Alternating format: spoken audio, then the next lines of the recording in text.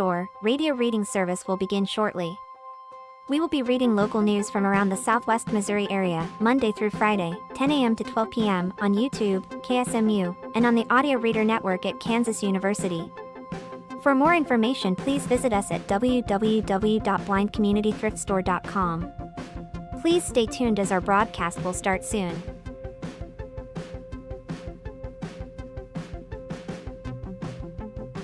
Please remember to like, comment, and subscribe on our YouTube channel now. At Blind Community Thrift Store on YouTube, and more info about this radio reading service, Navalins, and the Blind Community Thrift Store at www.blindcommunitythriftstore.com. The Blind Community Thrift Store radio reading service will begin shortly. We will be reading local news from around the Southwest Missouri area, Monday through Friday, 10 a.m. to 12 p.m. on YouTube, KSMU, and on the Audio Reader Network at Kansas University. For more information, please visit us at www.blindcommunitythriftstore.com.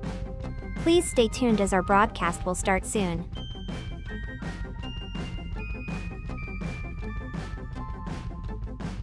Please remember to like, comment, and subscribe on our YouTube channel now. At Blind Community Thrift Store on YouTube, and more info about this radio reading service, Navalins, and the Blind Community Thrift Store at www.blindcommunitythriftstore.com.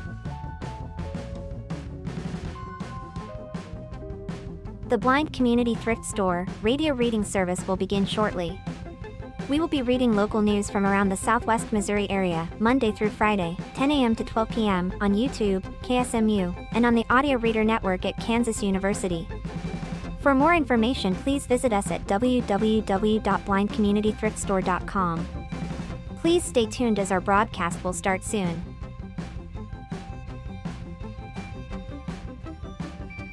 Please remember to like, comment, and subscribe on our YouTube channel now.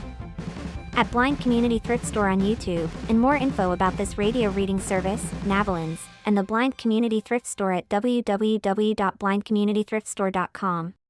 The Blind Community Thrift Store radio reading service will begin shortly. We will be reading local news from around the Southwest Missouri area, Monday through Friday, 10 a.m. to 12 p.m. on YouTube, KSMU, and on the Audio Reader Network. Did you want to do the intro? No, you do the intro. Did you want to start with Mint Chocolate Day then? Sure. Awesome.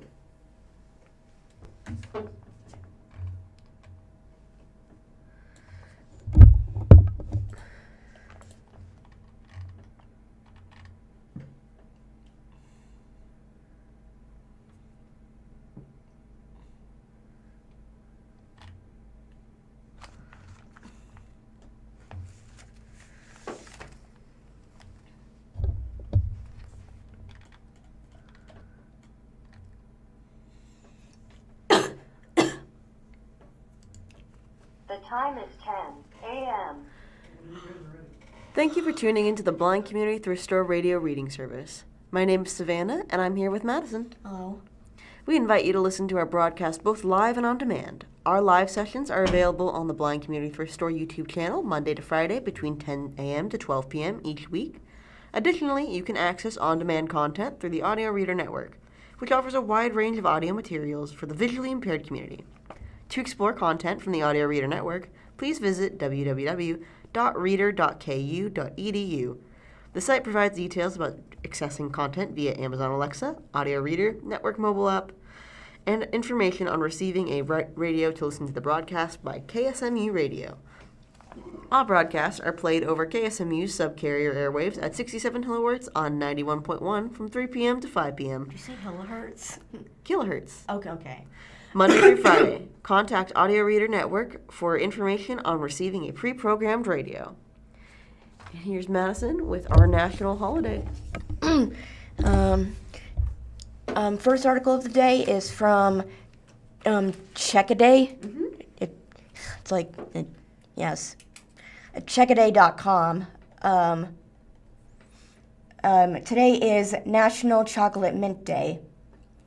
National Chocolate Mint Day celebrates foods and treats with chocolate mint, which is flavored chocolate that is also known as mint chocolate. Chocolate mint can be found in ice cream, candy, mints, cookies, hot chocolate, and various desserts. A variety of mint flavors can be used to make chocolate mint, such as peppermint or spearmint. Mm-hmm. I keep wanting to say spearmint, like spirit. Like it's okay. Peppermint or spearmint, like the gum flavor. Yes. There is even a hybrid mint plant called chocolate mint that can be used. The use of creme de menthe,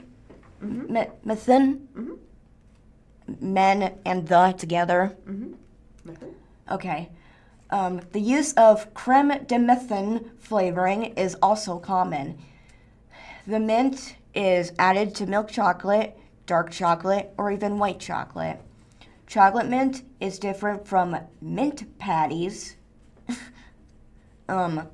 which have a peppermint cream center and a chocolate shell. An early type of chocolate mint was Frango mints, first made in 1918, and another long-running popular brand is Andes. Is it Andes, but with an E? Yep. Instead of a Y. Andes. Andes chocolate mints. It's unknown who created today's holiday, but it's recognized by the National Confectionaries Association. That's it for that article. All right. Looks like we have some local book clubs going on this next week. For book discussion, the Kamogawa Food Detectives, Thursday, February 19th, 4 p.m. to 5 p.m. Stratford Branch Library, Community Room 40. This is an age group of adults where they chat about their monthly title with other literary lovers in the community. The Banned Book Club. They're reading The Handmaid's Tale, the graphic novel. This is also taking place today, Thursday, February 19th, from 6:30 to 7:30.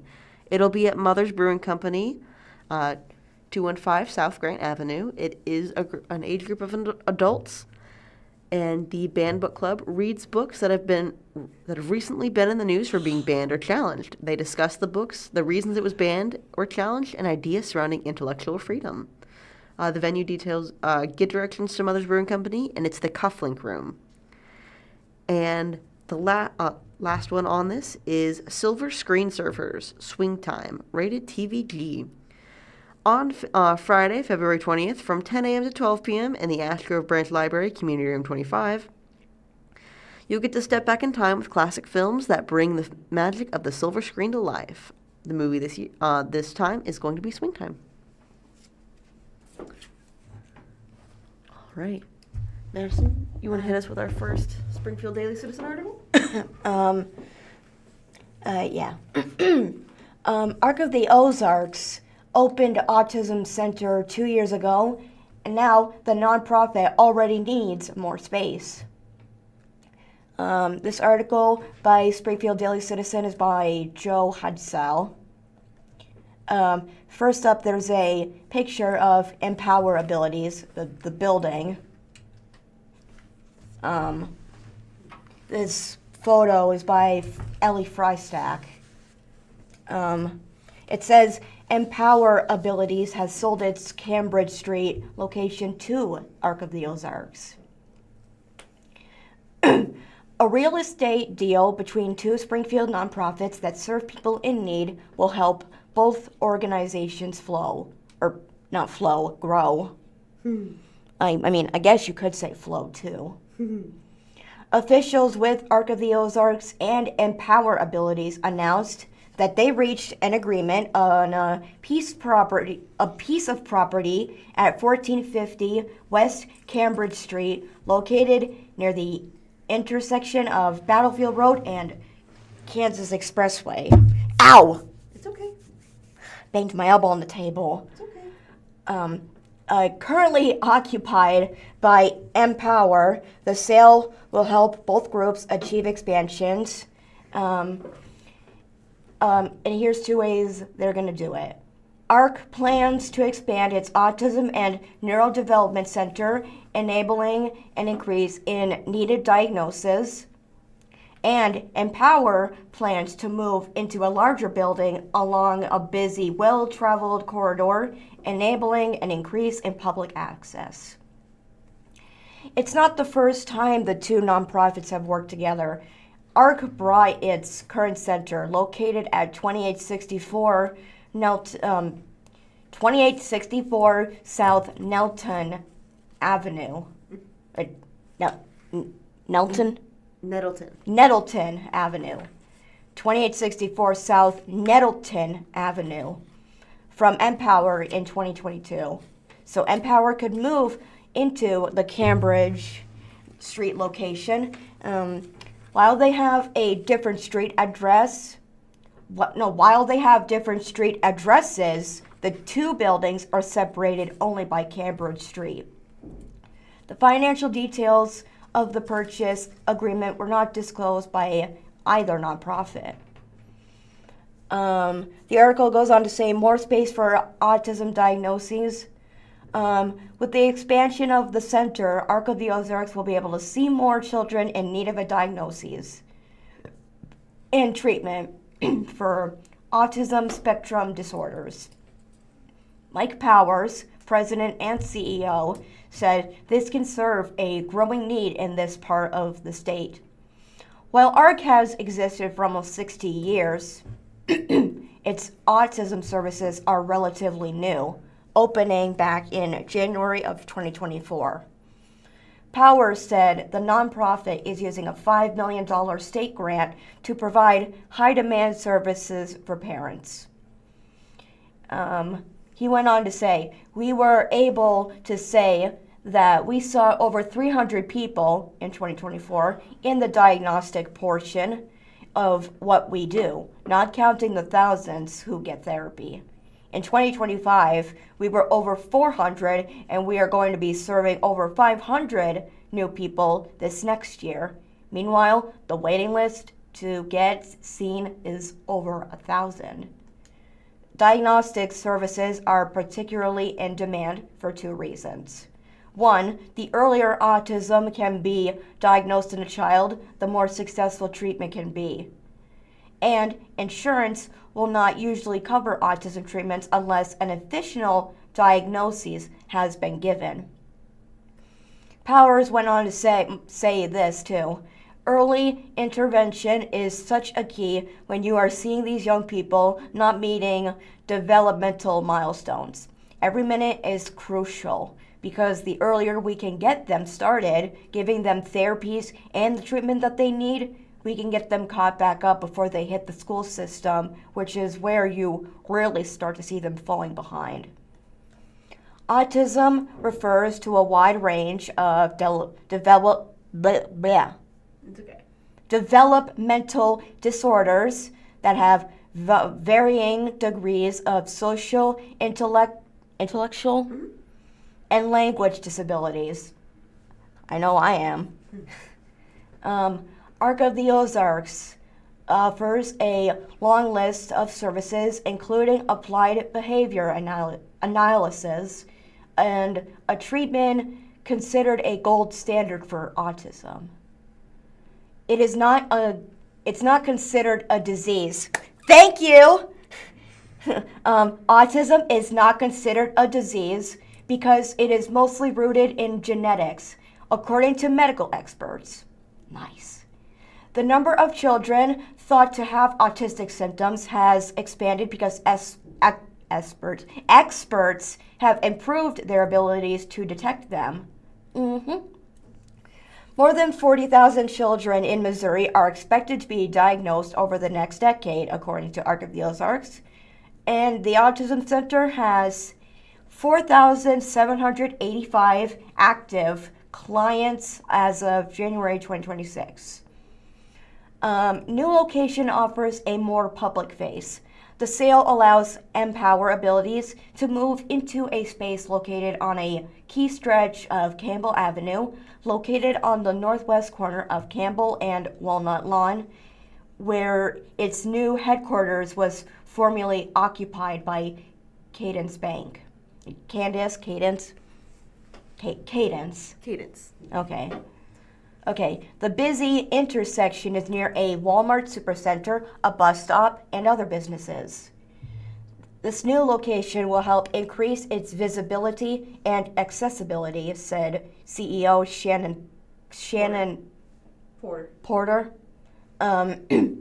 Porter went on to say, even though we have been in the community for 40 years, there are still a lot of people who don't know about us. The 51,000 3 zeros? 51,000.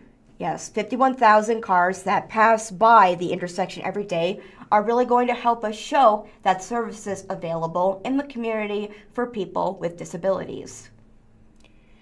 The new location also gives Empower more space. Formerly known as Southwest Center for Independent Living, the group assists people with disabilities with services and resources for independent living.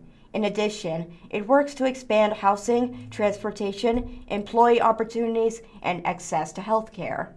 Porter said the group is working to transform the former bank building. Its drive-through lanes are being converted into a garage for vehicle storage, and other space will be used to store items for its equipment workshop. The former bank's vault is coming in handy for something particularly useful: hearing services. Porter said, for hearing testing to take place, it needs to be in a place that is fairly soundproof. We might have to put some things inside to better soundproof it, but we were looking at a bank and thinking about how this will serve us. The vault was an asset. Empower hopes to relocate it into its new home in a few months because the transaction between the two nonprofits is completed. Power said Empower is leasing space from ARC until it is ready to move out. And that's it for that article. Nice. From the Springfield News-Leader, Springfield Library gets grant from Rosie Book Club event for Rosie Book Club events outreach. This article is written by Janice Reeser. The Springfield Greene County Library Foundation has received $18,800 grant to support the Rosie Book Club, according to a community announcement. The grant, provided by Dr. Nancy D. O'Reilly and Woman Connect for Good, Incorporated, will help cover the costs of food at club meetings, fund incentives and door prizes, and raise awareness of the program, according to the announcement. The funding will also support an annual author visit at the Library Center / Auditorium and provide books to encourage regular participation. The Rosie Book Club is a joint offering of Leadership Springfield and the Springfield Greene County Library District. It meets every other month to discuss fiction and nonfiction titles by women, with meetings primarily held at women-owned businesses. The club is open to everyone. And aims to create opportunities for networking, skill building, and personal growth without the barriers of dues, membership requirements, or sale expectations. The Rosie Book Club is something special, providing and creating a space where women can connect, learn, and encourage one another. Women Connect for Good is excited to partner with Leadership Springfield and the Springfield Greene County Library District on this program expansion and help more women access the relationships, resources, and encouragement they need to lead, Dr. Nancy D. O'Reilly, founder and CEO of Women Connect for Good, Inc., said in the announcement. To RSVP for the next Rosie Book Club event, visit leadershipspringfield.org. All right, and that is the end for that article. Did I just talk about this one? It's another SBJ article that talks about Empower Abilities plans summer to move to new HQ. I just read about that one. No, Madison, you just read about the Arc of the Ozarks. This is a different perspective, and it's specifically about Empower. Oh, so the other one was about Arc of the Ozarks? Mm-hmm. Well, this one is also similar to Arc of the Ozarks, but now it's talking about Empower. Once again, like I said, by SBJ. So I guess it kind of ties into the first one that I read. Mm-hmm. Empower Abilities plans summer to move to new HQ. And this is by Mike Cullinan. Cullinan. Yeah, sorry if I butchered the name. After hitting its 40th anniversary last year, a Springfield nonprofit will soon be on the move to a new Queen City home. This sounds familiar. Empower Abilities, which provides thousands of services annually to its clientele of individuals with disabilities in a 7-county area, plans to relocate this summer to 3345 South Campbell Avenue. In a building formerly occupied by Cadence. It's okay. Occupied by Cadence Bank, according to CEO Shannon Potter. The 501. What are these in parentheses? C and 3? It's to classify the nonprofit. Okay. The 501c3 nonprofit. Okay. It announced in a news release its intentions to move from its current headquarters at 1450 West Cambridge Street, and the move is driven by organizational growth and the need for expanded space to better serve individuals with disabilities and older adults throughout Southwest Missouri, according to the release. Potter also said in the release, "Our services and reach have expanded significantly, and this move positions us for the next phase of that growth. The new space allows us to operate more efficiently, serve more individuals, and increase our visibility within the community." Potter told Springfield Business Journal last year that the organization's delivered more than 7,000 services to its clients back in 2024, and nothing its service area covers Green, Christian, Lawrence, Polk, Stone, Taney, and Webster counties. The new location will allow the organization to increase capacity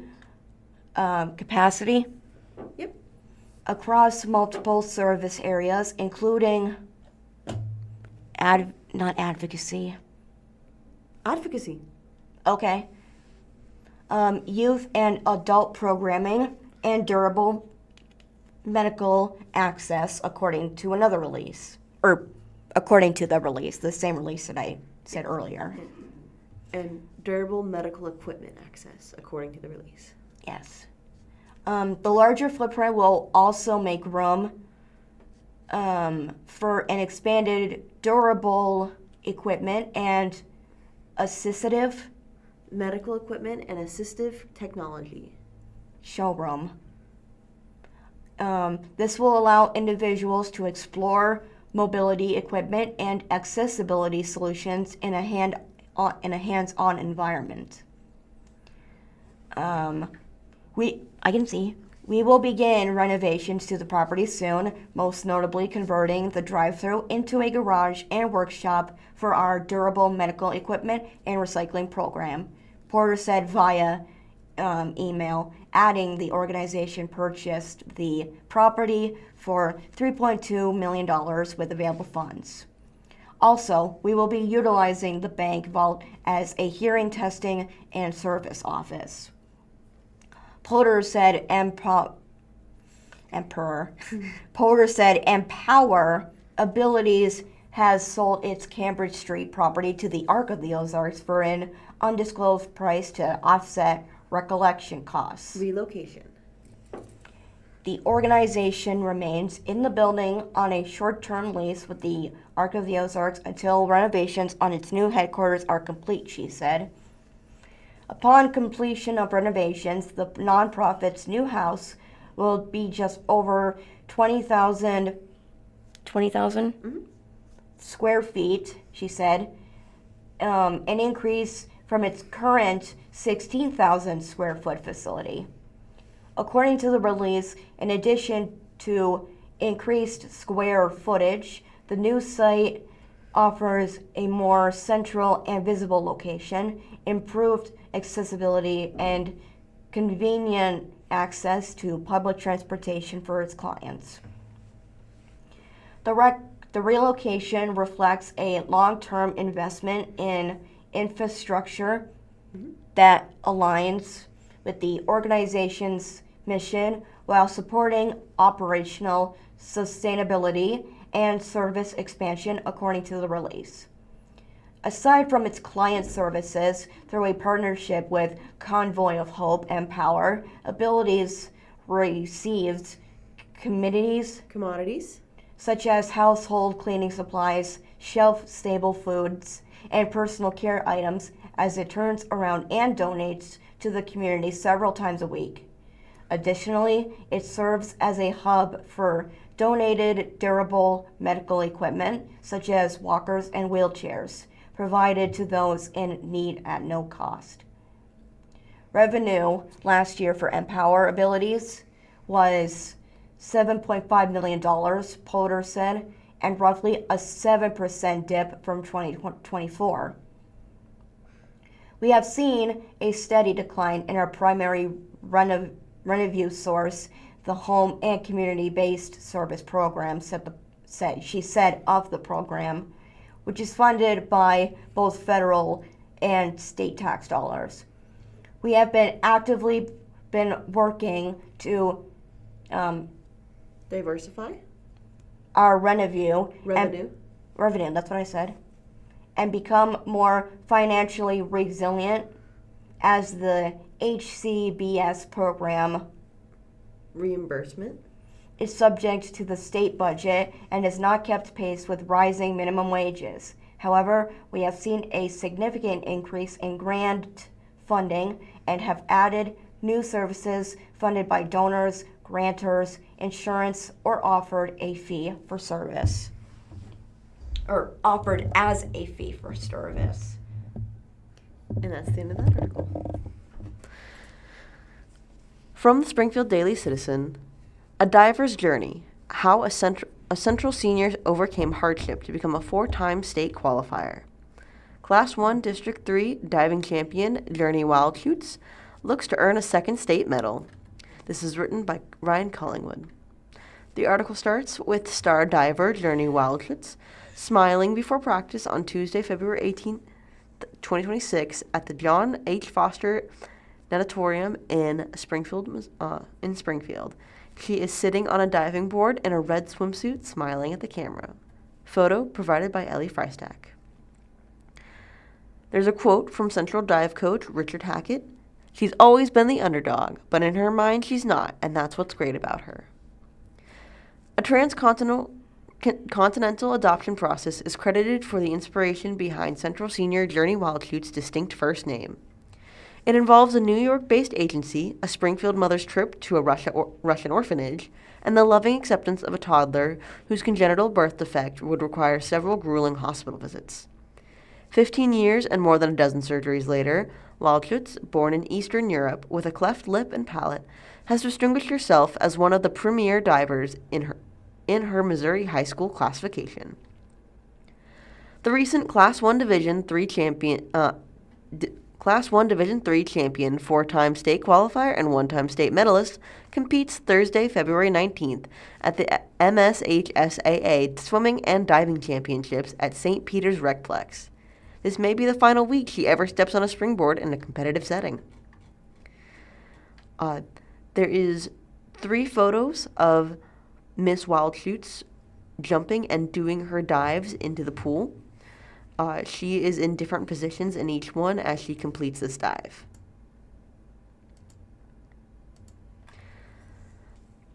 I'm probably not going to dive in college because of my body, said Wildshoots, who recalled a plastic surgery that included a bone graft from her hip that would transfer to her face.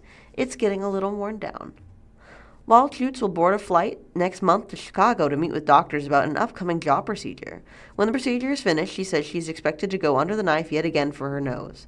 Advancements in cleft surgery have vastly improved facial breathing and speech functions over the years, as well as a patient's appearance.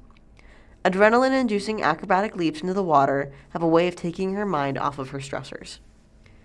She uses being an athlete as a way to feel good, said Summer Wildschutz, who aptly named her daughter Journey following the overseas adoption.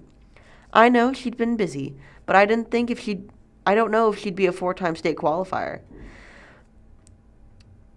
We've been really blessed. If I'm angry from something at school, I'll just come to practice, dive, and get my mind off it, Journey Wildschutz said. School doesn't come as easily for Wildschutz as her extracurricular activities, which include a spot in Central Drums and Bugle Corps, the Kilties. A learning disability has made some classes harder for her than others. She's heard her share of unsavory comments along the way. People would bully me a lot, but I would just tell them to leave me alone and mind their own business, she said. They want to be haters, they can. I don't really care.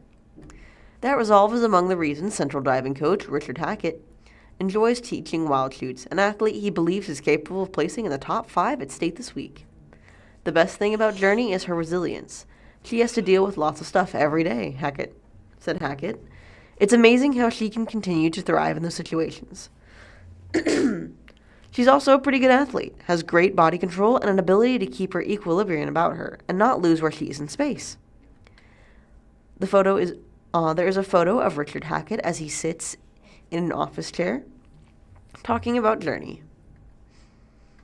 Photo provided by Ellie Freistack. Confidence was never a problem. Hackett recalled a time when a cocky Wildschutz was waiting for her turn on the diver's line when she began telling her competition that she was about to beat them. My goal is to go out there and have fun, said Wildschutz, who used her experience as a gymnast to successfully transition onto the board. Diving and gymnastics and similar, just one is similar. Just one is in the water. Instead of landing on your feet, you're landing on your head. After placing 6th in Class 1 in 2024, there are only 2 classifications of Missouri high school girls swim and dive, and missing out on the podium last year. Hackett would love to see his lone state qualifier end her impressive career with a keepsake around her neck. She's always been the underdog, Hackett said, but in her mind, she's not, and that's what's great about her. And that is the end of that article.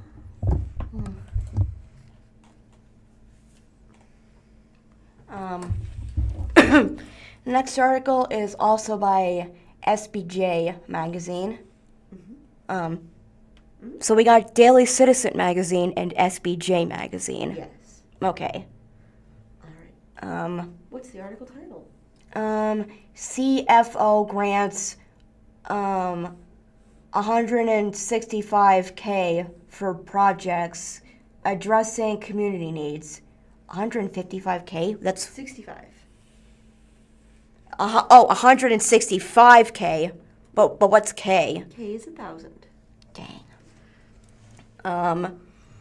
This is by the SBJ staff. 7 Springfield organizations seeking to address community-focused report issues were recipients.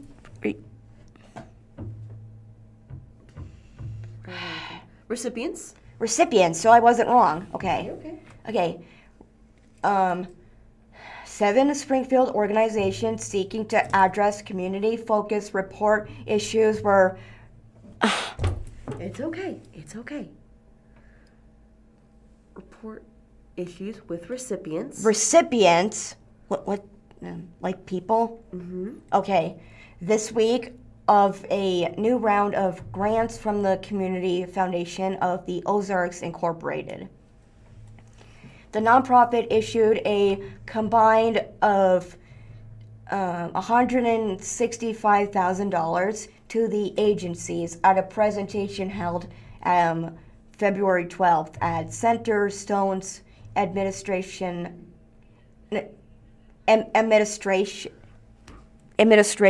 or Where are we?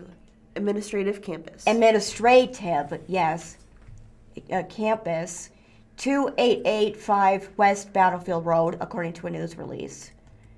The funds were distributed through the Jewel Schweister?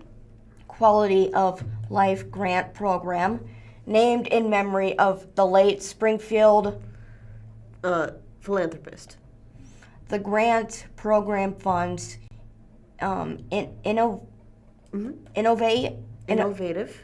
solutions to community challenges identified as red flags in the Community Focus Report, most recently released in 2024, according to past Springfield Business Journal reporting. The CFO engaged representatives of donor-advised funds for the second consecutive year to expand funding for the Schweister. grant program, which had an Initial. of $120,000. Yeah, not 12. I meant to say 120. That's okay. Budget, according to the release. That resulted in donors recommending a total of $45,000 from their funds to support 3 additional grants. We are so grateful to both the nonprofits addressing community needs and the donors who have chosen to help fund additional projects from a group of many worthy Worthy applicants. said Winter Keene, Mm-hmm. CFO's president and CEO in the release. The philanthropic. Legacies of Jewel Schweister. and our donor advisors will continue through the lives transformed by these grant-funded projects. The grant recipients are as followed. Boys and Girls Clubs of Springfield Incorporated, $30,000 to close achievement gaps for underserved students through the Academic Achievement Bridge Program. There's CASA of Southwest Missouri, also at $30,000 to enhance the child advocacy program by strengthening family support through an early childhood specialist. Also, $30,000 is Centerstone Foundation to partner with Preferred Family Healthcare Incorporated to provide scheduled drop-in child care services and families in need, allowing increased access to behavioral health crisis services, individual family therapy, and weekly parenting skill groups. And then Drew Lewis Foundation Incorporated, $30,000 again, with support from John and Beth Radel to renovate a recently purchased home for a family in its Reaching Independence through Support and Education program. Foundations of Springfield Public Schools at $5,000 with support from Lori. Edmondson to support the annual Back to School Grant Program, which is an Initiative. that provides SPS educators with direct funding to dismantle learning barriers for all students. Ozarks Regional YMCA at $10,000 with support from Rob and Sally Baird and Michael and Katie Meek to provide need-based Y Academy scholarships and snacks to low-income families. Coming back to $30,000 is Springfield Community Gardens to support unanticipated costs related to the build-out of Osage Prairie Farm, which provides for food-insecure individuals and annually serves as an intern training site. The grant selection committee for the Jules Schweister. Quality of Life program comprised Austin Elliott, Tony Lewis, Travis Lyles. Parker Reed, Karen Shannon, Chase Snyder, and Margot Spleed, Spiled. according to the release. Nice. That's the end of that article. From the Springfield Daily Citizen, city plans to relocate, expand municipal court with new build at Chestnut and Boonville. The $42 million project will more than quadruple the size of the existing municipal court building, which used to be a cafeteria. This article is written by Jack McGee. There is a rendering of the new municipal court building proposed at the northwest center of Chestnut Expressway and Boonville Avenue. This is not a real picture, but an anticipated look for the new building. After evaluating potential sites for new municipal court building, the city of Springfield has identified a location for the $42 million project, the northwest corner of Chestnut Expressway and Boonville Avenue, across the street from historic City Hall. Stephanie Chadwick, a principal and architect with N-Form Architecture, provided an update on the project to the Springfield City Council on Tuesday, February 17th. N-Form was selected through a competitive process based in form on the firm's experience working on court facilities, including the Greene County Circuit Court, to conduct a pre-design study for the project. As part of that study, N-Form was tasked with evaluating potential sites for a new municipal court facility and developing a refined scope for the project, including conceptual site plans, building layouts, and probable cost. The city already owns all but 2 of the parcels on the city block identified for the project, having purchased the building at 813 North Boonville in 2023. Existing courthouse used to be a cafeteria.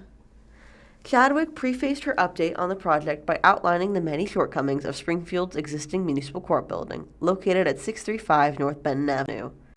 Built in 1965, the building previously housed a cafeteria before the municipal court moved in 1993. This was a little over 30 years ago, Chadwick said, so as you can imagine, their needs have evolved over those past 30 years. And also, this is a building that was never intended to be used for a municipal court. N-Form identified those needs through an existing facility analysis, categorized under floor area needs, maintenance issues, and ADA accessibility issues. For starters, the security screening area is severely undersized, only able to fit 1 person at a time. The article has a photo of the side of the building where it is labeled Municipal Court 625 with 4 security cameras next to the sign. The photo is provided by Shannon Kay. There's not room for queuing for security screening. There's not room to screen more than 1 person at a time, Chadwick said. So on large docket days, what happens is that entry vestibule just outside the door gets very full. And the patrons that are coming through for court actually line the sidewalk outside the buildings and sometimes even wrap around the building depending on the number of people. Likewise, the building is also undersized, which Chadwick said results in people blocking the walk-up window to the prosecuting attorney's office and restricting privacy for people checking in with the court clerks. It's about a half the size of what this lobby should be sized for, based on current building code as well, Chadwick said. Short on space. Despite efforts to repurpose storage space into offices, the building is still short on workspaces for court clerks, prosecuting attorneys, and hearing offices, forcing some employees to share spaces or utilize conference and hearing rooms. Excluding prosecutors, the municipal court employs 27 individuals. To accommodate the additional, albeit still inadequate, office space, some file storage has been relocated off-site, which Chadwick said poses operational inefficiencies, those that remain are unsecure. And while the current docket justifies the need for at least 2 courtrooms and likely a 3rd in the near future, the municipal court building only features 1 undersized courtroom and 1 hearing room, Chadwick said. In addition, support areas for both staff and the public, including the break room and restrooms, are undersized with only 2 public toilets and no room for mothers. The parking lot, Chadwick said, is also undersized. On a full docket day, the parking lot is just chock full of cars, Chadwick said, but what happens in those cars actually overflow and spill into the adjacent parking lot. Those cars actually overflow. So Jordan Valley next door, and to the Jordan Valley next door, and there's no cooperative parking agreement in place for that shared parking. Amid these inadequacies, the building also suffers from a myriad of maintenance issues, including settlement cracks, aging utilities, and water infiltration. There's been reported roof leaks as well as some condensation from the mechanical equipment, so that's led to damaged ceiling tiles, as well as damaged finishes such as the carpet. And even damaged or impaired some of the documents, Chadwick said. They have to cover those documents, the files that are not in secure filing areas, from the water leakage. In 2024, the main plumbing line had to be replaced after it ruptured on the exterior of the building, indicating the plumbing infrastructure on the interior may also need to be replaced in the new future. Chadwick said. Accessibility issues and ADA compliance. Despite recent improvement to make the building more accessible, multiple elements of the facility remain non-compliant with the Americans with Disabilities Act, ADA. For example, the counter height of the walk-up counter to the prosecuting attorney's office, probation services, and court clerk exceeds the allowable height required by ADA, as do the counters in the employee break room. In addition, both the public and employee restrooms are non-compliant with the ADA. While the parking lot has a wheelchair access ramp on the southwest side of the building, it is not located near accessible parking spots or the building entrance, forcing some patrons to traverse through the parking lot in order to utilize the ramp. That's problematic in itself because it's not a fully accessible route to the building entrance, Chadwick said. It's developing a project scope. NFORM also toured municipal court buildings and other mid-sized communities and examined case trends and docket history. While the number of overall cases fluctuates significantly from year to year, ranging from 16,070 in 2022 to 26,290 in 2023 to 19,392 in 2024, Chadwick said the current docket supports the needs for a second courtroom today and a third in the future. On top of those cases, the municipal court also hosts administrative hearings, which have increased significantly in recent years, according to Chief Judge Wendy Garrison. These hearings, which are not handled by judges, often have to be scheduled around the court schedule due to the limited space. Basically, we took all of this information and we boiled this down to what are the needs of the court today, Chadwick said. Proposed facility more than 4 times size of current courthouse. In order to accommodate those needs, NFORM is proposing the building build a 3-story facility with 44,457 square feet. That's more than quadruple the size of the existing court building, which has 9,766 square feet. This is a large gap, but if you can recall what I described earlier, there's a lot of programmatic elements that are just, that are just quite frankly missing from the existing facility that aren't captured in this at all, Chadwick said. So that 44,000 square feet is inclusive of all those needs. In addition, the proposed facility allocates a significant share of square footage for circulation, which refers to how people move throughout the building. In modern-day courthouse design, you really do see about a third of the program dedicated to circulation, and that is simply because we have to separate the public, the staff, and the inmates, Chadwick said. You do not want those passed across, so this is in line with current courthouse design standards. With the exception of a sally port for secure circulation of inmates to the courtrooms, the basement level would primarily be reserved for staff parking. Patrons would enter the courthouse from the first level or ground level, accessible from an entrance on the northeast side of the building off of Boonville. Under the proposed design, the floor would feature security screening, a lobby, a conference room, probation services, and offices for the prosecuting attorney and clerk generals. Court clerks. I apologize. I don't know what I just said at the end of that sentence. There is another rendering of the new municipal court building proposed at the northwest corner of Chestnut Expressway and Boonville Avenue. This is a different angle from the one shown before. This shows the parking lot and the entrance. The 2 courtrooms with shell space that could eventually be converted into a 3rd courtroom would be located on the 2nd level. The floor would also feature a hearing room, a holding room, archives, offices, sports spaces, the judge's suite, and a gym. Public parking would be located to the north and west of the building, which would be a short walk from the nearby bus stop on Boonville. In the interest of walkability, NFORM is proposing a modal pathway in front of the building that would connect to Campbell Avenue. Chadwick suggested that public art could be incorporated around the multi-model pathways in an effort to help the project serve as a gateway to the intergovernmental campus. However, she emphasized that they do not want it to overshadow City Hall, which is currently undergoing renovations. The 15-foot grading between Campbell and Boonville helped mitigate this, Chadwick said. This was a really great opportunity to balance the site, to carve into it, and to tuck in staff parking as well as conceal the vehicle sally port, she said. In an effort to complete the surrounding government campus, N-Form is proposing to incorporate design elements prevalent in City Hall, the Bush Municipal Building, and the Greene County Historic Courthouse, including durable stone materials, repetition of punched openings, and strong horizontal elements. Really, what we're looking at here is what the language and the fabric of the architecture as you move along Boonville Avenue, Chadwick said. City exploring funding options. As proposed by N-Form, the project is estimated to cost $42 million and expected to take 4 years to complete from the time the city issues a request for proposals. While the city has identified $6,496,994 worth of one-time dollar that could be used for the project, some of which has already been allocated, the remaining $35,503,006 will likely need to be funded through annual debt service. However, the city has not yet identified enough ongoing revenues to support the debt service, estimated at $2,890,000 over 20 years based on a 5% interest rate. We don't have all the funds yet figured out, Deputy City Manager Colin Quigley told council members. We're trying to get there, turn over every rock we can to look at the different options that are out there.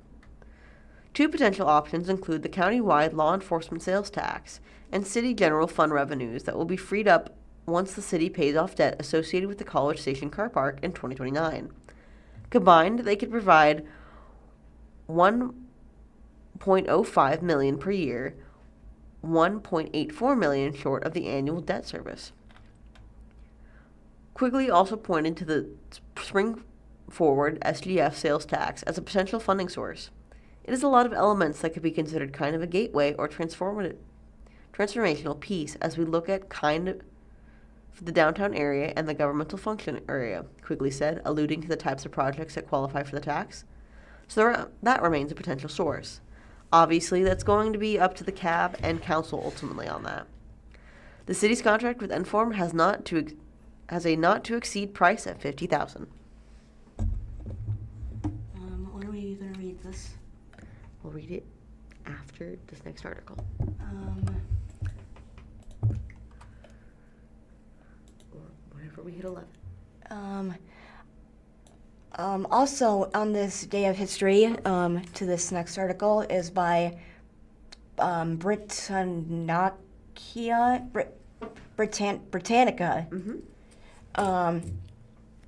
Today in history, February 19th, back in 1847, first rescue teams arrives to save members of the Donner Party. Donner Party. Donner? What? Donner.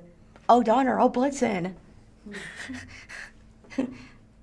On this day in 1847, the first of 4 rescue parties were arrived to save members of the Donner Reed Party from where they were stranded in the Nevada mountains, but Sierra Nevada mountains. This westward-bound party, which had started with almost 90 pioneers, more than half of whom were children, had taken a supposed shortcut through Utah that had put them far behind schedule. Facing heavy snowfall and supply shortages, the group became stranded in the mountains in October of 1846. When the situation became more dire, members of the party allegedly resorted to cannibalism. In all, 42 people died. Today, the Donner Pass states as a reminder of the family's unlucky fate. How do you pronounce this one? Nicholas Copernicus. a Polish astronomer. He was born on this day of 1473. I decided to read the featured biography because it was kind of short. All right. From the Springfield Daily Citizen, Ted Lasso and Christmas movies among 54 productions filmed in Missouri in 2025. The Missouri Film Office says those productions spent $40.7 million while filming in the Show Me State. Article written by Jeff Kissinger. Hang on, say it again. I had to cough. Who was it again? Article written by Jeff Kissinger. Yeah.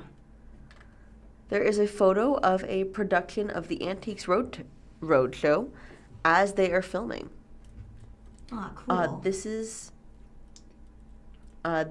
photo is provided by Missouri Department of Economic Development. The Show Me State had 54 film and TV productions that qualified for the state's Film Incentive Program in 2025. Those productions spent a total of $40.7 million while filming, according to a media release from the Missouri Film Office and the Department of Economic Development's Business Office Opportunities Division. The Motion Media Production Tax Credit Program authorized nearly $15.7 million in production incentives for projects including 13 narrative feature films, 3 documentary feature films, 2 narrative shorts, 9 unscripted TV series, 4 scripted TV series, and 23 commercials. We're grateful for the work of the Missouri Film Office to support productions that are created right here in Missouri, Michelle Hadaway, the director of the Department of Economic Development, said in a statement. By supporting Missouri-made films, the Motion Media Production Tax Credit is attracting investment, encouraging job creation, and helping Missourians prosper. The $40.7 million of in-state spending supported hundreds of Missouri vendors and small businesses that served the productions. The projects also employed 2,154 Missouri residents in cast and crew productions, according to the release. Productions include a Christmas movie set in Branson and a Ted Lasso episode. There is a photo of a still from the Christmas in Amish Country, which was one of the several Christmas movies made in Missouri in 2026. What's a still? A still is a picture from a movie. Okay. This photo is provided by Missouri Department of Economic Development. Several Christmas movies were made in Missouri last year, including an Ozark Mountain Christmas, set in the Branson area. It will premiere on Great American Network later in 2026. Hallmark, meanwhile, brought a Grand Ole Opry Christmas back to Kansas City, and Up TV's Christmas in Amish Country was filmed in Montour County. The largest 2025 production was an episode of Apple's TV hit comedy Ted Lasso, which filmed in Kansas City and will air this summer. The independent feature film Chasing Summer, filmed in St. Louis, premiered at this year's Sundance Film Festival in January. The Film Office anticipates more releases this year. New seasons for several documentaries set in Missouri returned to film, including a second season of A&E's Ozark Law, a second season of A Different Breed on Amazon Prime, and a third season of McBee Dynasty on Bravo. PBS Antiques Roadshow and Papa Ray's Vintage Vinyl also filmed new episodes in St. Louis. The word is spreading that Missouri has both a great film incentive and the crews and companies to support productions, Andrea Sporick-Klund, director of the Missouri Film Office, said in a statement. In only our third year, we were very close to allocating all $16 million in incentives for the first time. I'm very hopeful that this year we will. The Missouri Film Office and the Business Opportunities Division launched the Motion Media Production Tax Credit in October of 2023, following its enactment by the Missouri General Assembly. The state authorized a combined total of more than $15.1 million in incentives in 2023 and 2024 on more than $40 million of qualified in-state spending. And that is the end of this article. Did you want to read this? Which one do I read? Do I read this one or that This one right here. The one I'm pointing at. Right here? Right here. The Blind Community Thrift Store is a spacious 17,000 square foot thrift store located in Springfield, Missouri. It holds the distinction of being the first retail store worldwide to incorporate Navy lens technology, Navi lens. which significantly enhances accessibility for the blind, visually impaired, and non-English speaking individuals. This Innovative. system enables customers to navigate and shop with minimal assistance, fostering independence and confidence. The store also operates as a nonprofit organization dedicated to generating funds that support the provision of adaptive technology and training for the blind and visual impaired community, often at little to no cost. Visitors can learn more about the organization and access its services by visiting the store in person at 2713 North Kansas Expressway, Springfield, Missouri, or by exploring the website at www.blindcommunitythriftstore.com. The website offers comprehensive information about the store's missions, services, and opportunities for community involvement, as well as details about the free store available to residents in the Springfield area. Do you want to read the next article or me? You, yeah. From the Springfield Daily Citizen, Springfield Greene County African American Heritage Trails adds marker for historic Kentwood Hall. As the Kentwood Arms Hotel, it served as a social hub during segregation. Article written by Jeff Kissinger. The article starts with a picture of Kentwood Hall, starting from the sign that labels it Kentwood Hall and follows the sidewalk up to the building. This photo is provided by Caitlin McConnell. The 11th marker on the Springfield Greene County African American Heritage Trail will be dedicated at 4 p.m. February 26 outside Kentwood Hall downtown. The history of Kentwood Hall, formerly the Kentwood Arms Hotel, reflects both its significance in Springfield and its complex journey through racial integration, changing ownership and evolving uses, according to Springfield Greene County African American Heritage Trail Committee. Press release. Built in 1926 by local developer John T. Woodruff, the five-story hotel quickly became a social and cultural landmark. Located on Route 66, Kentwood hosted notable guests including Presidents Harry S. Truman, Richard Nixon, and Ronald Reagan. The theater team of Richard Rodgers and Oscar Hammerstein, Bob Hope, and Groucho Marx. The hotel's Crystal Dining Room was frequently rented for dances, banquets, and meetings, and served as a social hub. It was also the site of many National Highway 66 Association meetings. It was widely known at the time that you were traveling in style if you were able to stay at the Kentwood Arms, the media release said. However, like many places during this area, the Kentwood Arms Hotel was also a segregated hotel, which was the most notable reason it took a place in the national spotlight. The public is invited to attend the dedication, which starts inside Kentwood Hall's Crystal Room. Following a brief program, attendees will walk to the marker site in front of Kentwood Hall along St. Louis Street.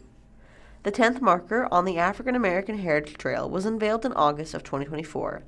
It honored Millie Salyers, one of the first enslaved persons to sue for freedom in the state of Missouri. More information is available on the Springfield Greene County African American Heritage Trail website. And that is the end of that article.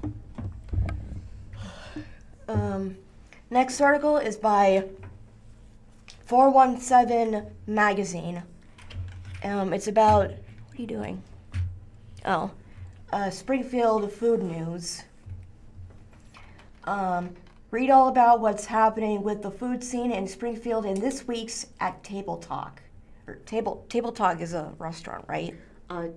This week's Table Talk? Okay, I thought Table Talk was like one word, like, welcome to Table Talk. Yes, this is the Table Talk is what they're doing. Was what you're about to read. The table was the review that we read last week. Okay, yes. Sorry about that, guys. This is by Tessa Cooper.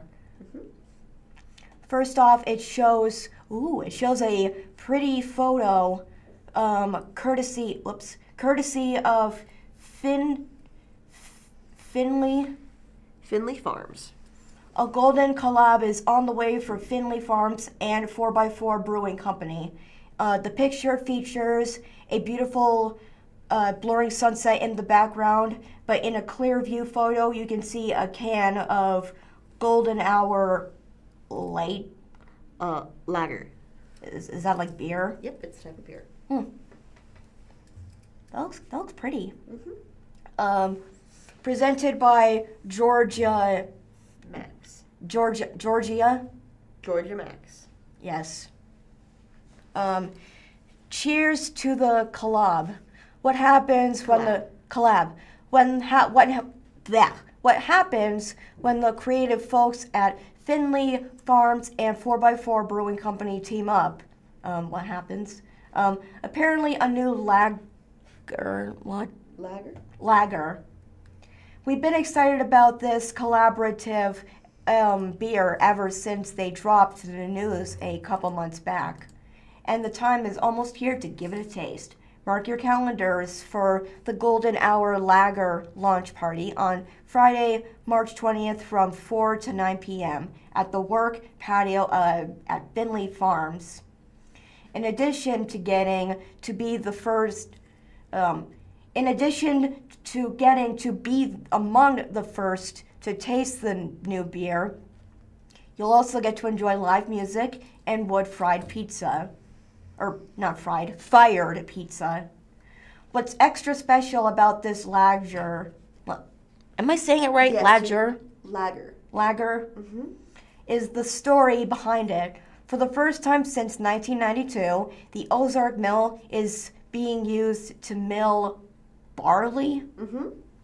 Lead miller Blake Adams handles the barley prep, and then they pass it along to the talented team at 4x4 Brewing Company for fermentation, and canning.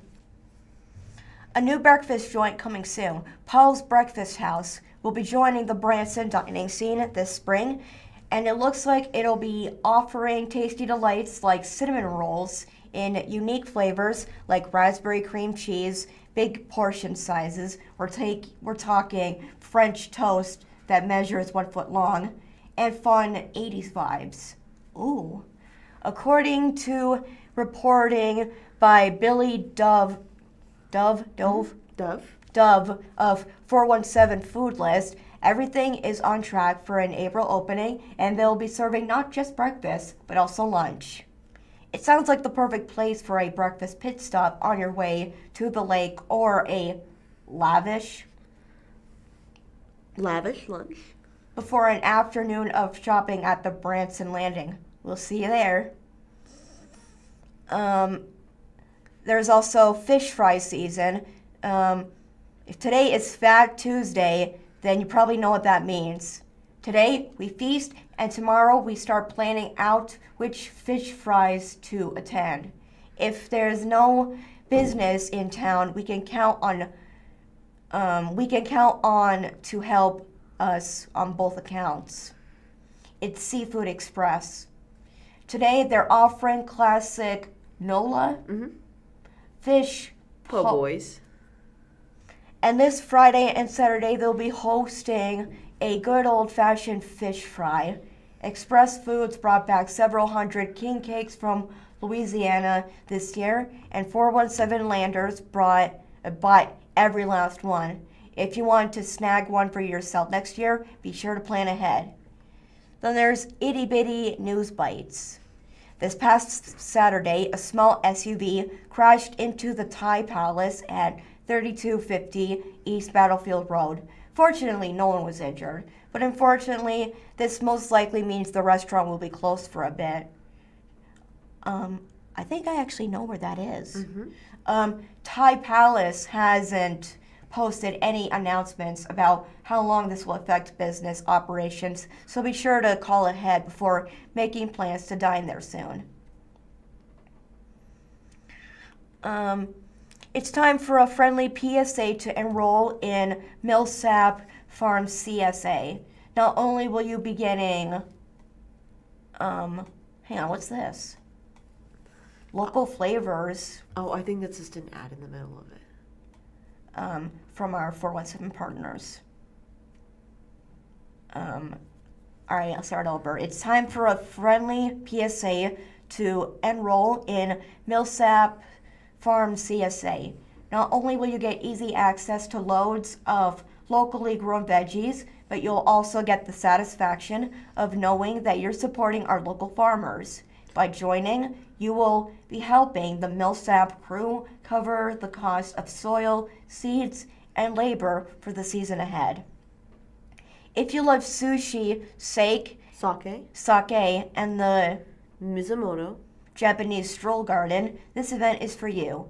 The Springfield Sister Cities Association and the Springfield Botanical Center will host its second sushi and sake event at the Mizumoto. Japanese stroll garden from 6 to 8 p.m. on Saturday, March 28th. Come expecting sushi and desserts from Momo Sushi and Grill and music by Diane Daughtery, who is a Kansas-based scholar of Japanese folklore and performing arts. Kansas City, that's what I said. Proceeds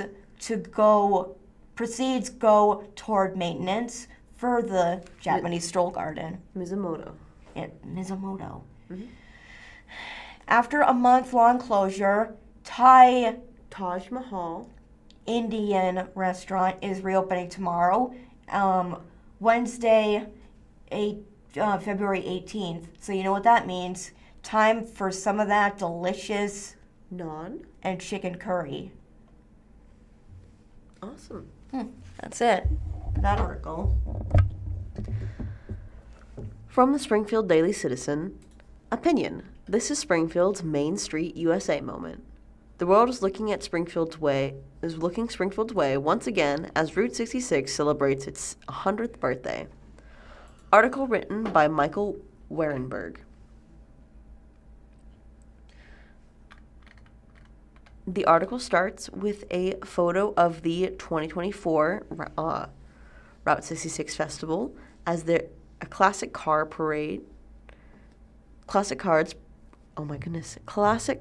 parade past the Gilloy's Theater.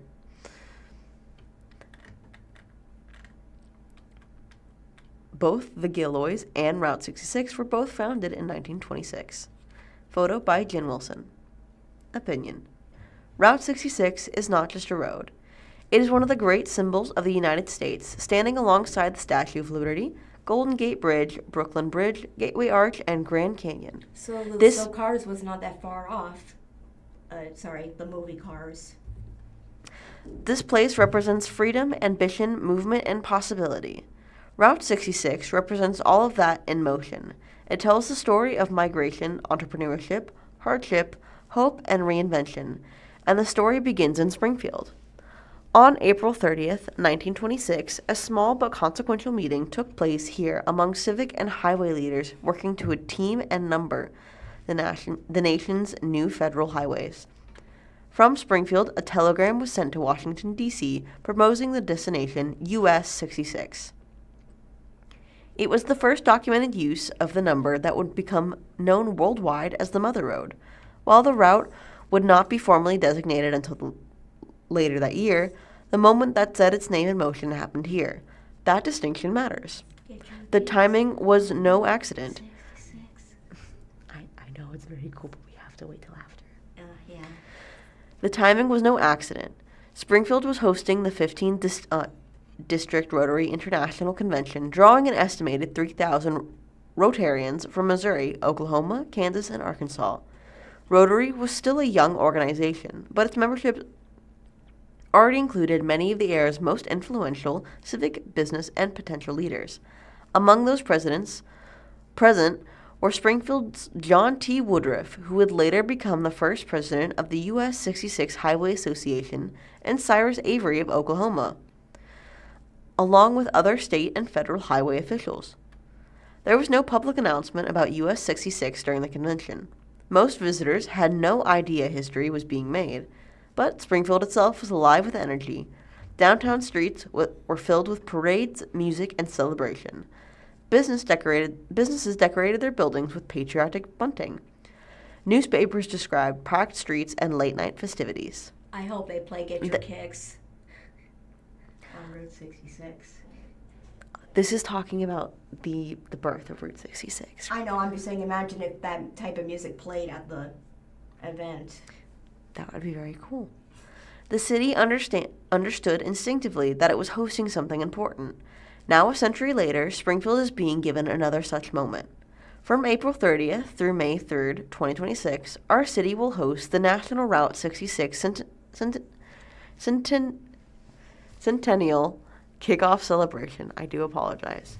Welcoming visitors from across the country and around the world. This will not be just another festival weekend. It will be a rare multi-day opportunity for Springfield to be seen, experienced, and remembered on a global stage. Why should we care? Because moments like this shape how a city is perceived for decades. Visitors will not just remember where they went, they will remember how they were treated. They will remember whether Springfield felt proud of its rule, engaged in celebration, and genuinely welcoming. Civic pride and economic vitality are closely connected, and this is a chance to strengthen both. How we show it matters. This is not just about event schedules. It is about intention.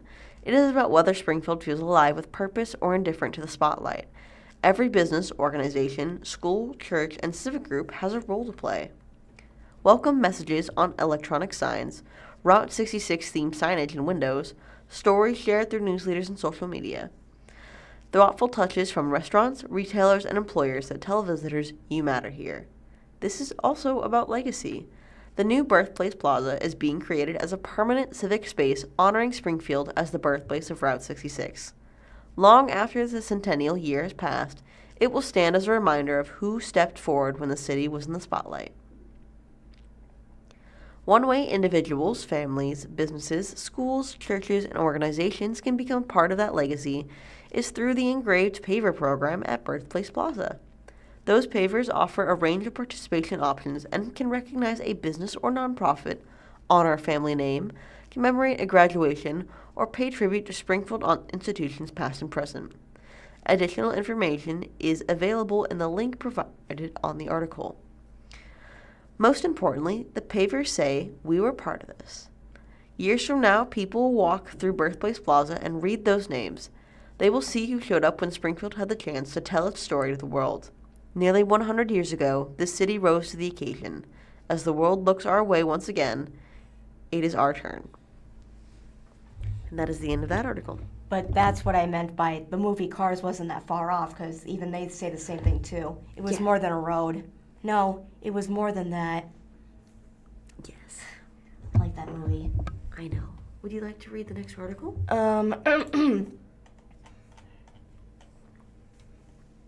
This one is by Springfield News-Leader. This is by Susan Such. Yep, Susan Such.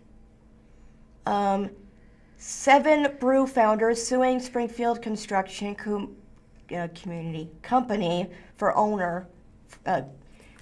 7 brew founders suing Springfield Construction Company owner for fraud. Before I read this, there's an editor's note. A previous version of this article misidentified Ron Kroom. He is a co-founder of 7 Brew, and neither him nor his wife, Lisa Kroom, have any current affiliation with 7 Brew, according to Julia Fahey. Yeah.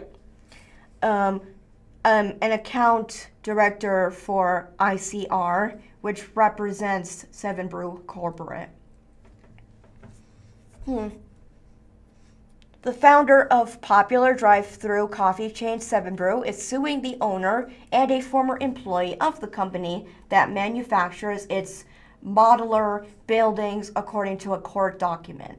Club 37 LLC, owned by Ron and Lisa Kroom of Benton County, Arkansas, is suing Lee and Liana Laval for gross mismanagement, self-dealing, conversion, and fraud.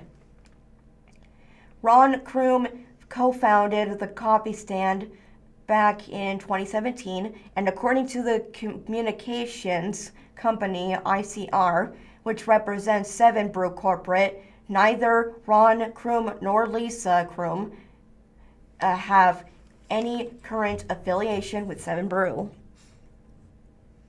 Club 37 LLC is suing the Lovalls on behalf of the Creative Modular Construction. Since the Krooms own half of the company and Lee Lovall owns the other half, CMC was created in March 2021. The court records say to serve as the exclusive modular building manufacturer for the 7 Brew coffee chain. The Krooms believe that the Lovalls diverted over $2 million from CMC for their own personal use. In the court documents, Club 37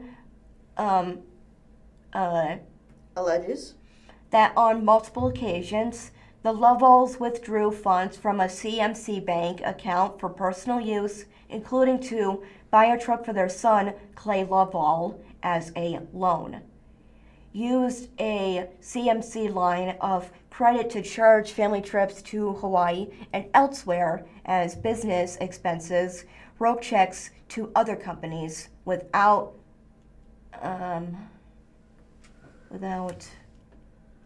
legitimate business justification, and that Lee Lovall received a large distribution he requested on the condition that it be used as a capital contribution in a building project, but that Lovall instead kept the funds.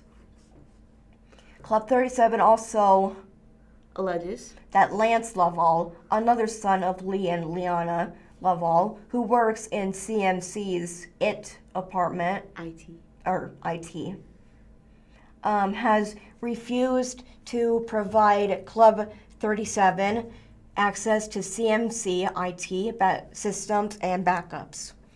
It also says that the Lovalls have not provided access to financial backups, which is preventing Club 37 from conducting a forensic accounting investigation.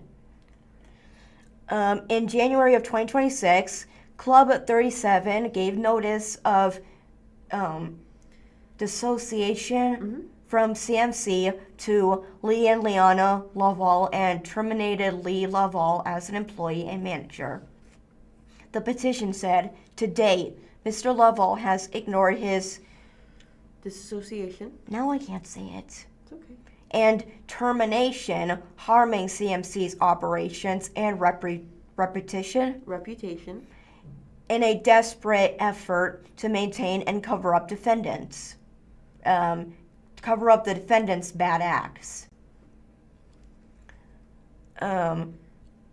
J. Taylor White and Haley Mers of Kutak Rocks Springfield Law Office are representing the Lovalls. White emailed a statement on February 16th on behalf of his clients saying the Lovalls vehemently deny the allegations contained in Club 37's lawsuit and look forward to addressing the allegations at the next hearing if the case is not dismissed prior to that time. E. Ryan Olson of Hush Blackwell in Springfield is representing CMC, and Emily Neal of Eldridge Brooks Partners in Rogers, Arkansas, is representing Club 37, and neither have responded to request for comment of publication. The article goes on to say, a judge issues temporary restraining order, motion, hearing is scheduled. On February 9th, Judge Derek A. Ancrum approved Club 37's motion for a temporary restraining order that prohibits the Lovells from altering or destroying CMC's books, records, and IT systems, and mandates the Lovells provide documents to Club 37, including payroll information, phone invoices, bank statements, invoices, and payments. A motion hearing on Club 37's request for injunction will take place on March 3rd, according to court records.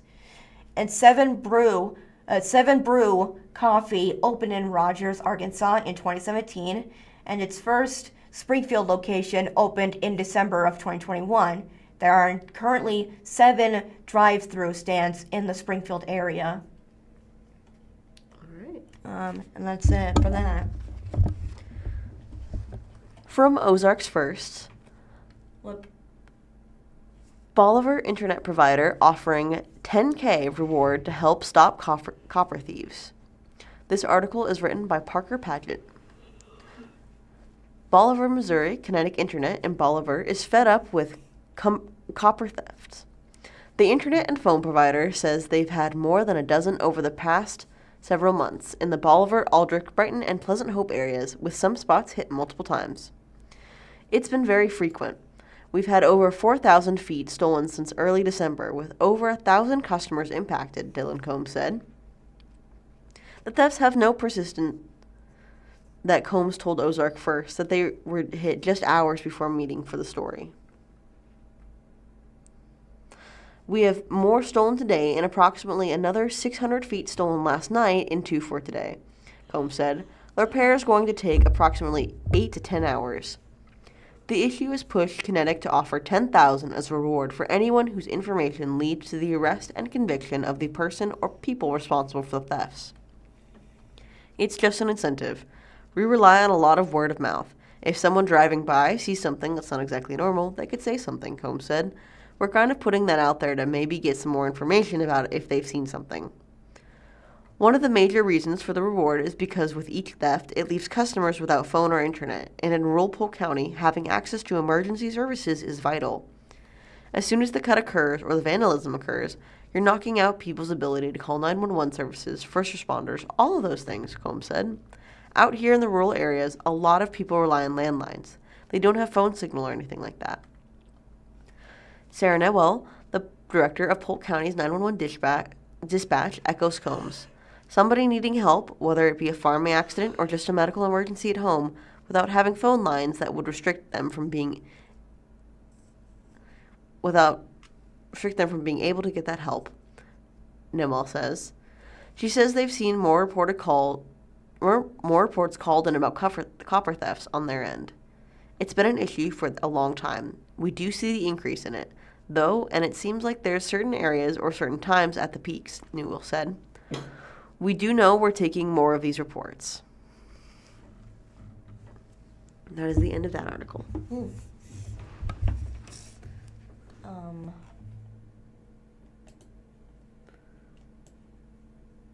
Let's see. SBJ magazine.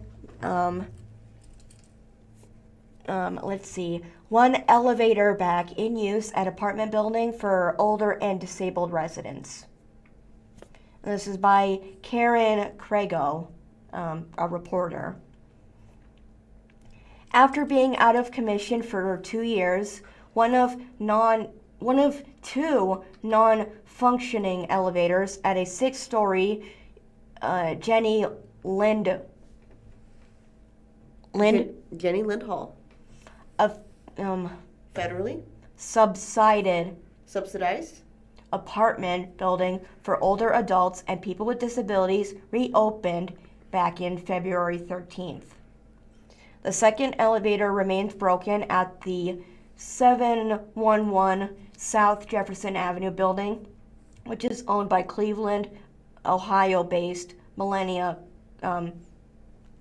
COS. What is COS? companies. Okay. According to past Springfield Business Journal reporting, the city of Springfield Building Development Services Office began investigating complaints in February 2024 that the building was operating without at least one of its 2 elevators. In September of that same year, owner Millennia had ceased responding to BDS officials, SBJ reported at the time. At that time, 67 residents were living in the building, and another 9 were being put up by Millennia in a hotel. Subsequent. Where am I looking? Subsequently? In October, also in 2024, BDS Director Martin Martin Gulgel declared the building a nuisance property, violating City Code Sector 2662. The dangerous, blighted, and building nuisance code, and threatened the owners with receivership. The building owners were given a year to fix the problem. A letter from BDS to Millennia states, if there is not an approved inspection that justifies closing the case by October 17th of 2025, or ongoing and documented reasonable process is not being made to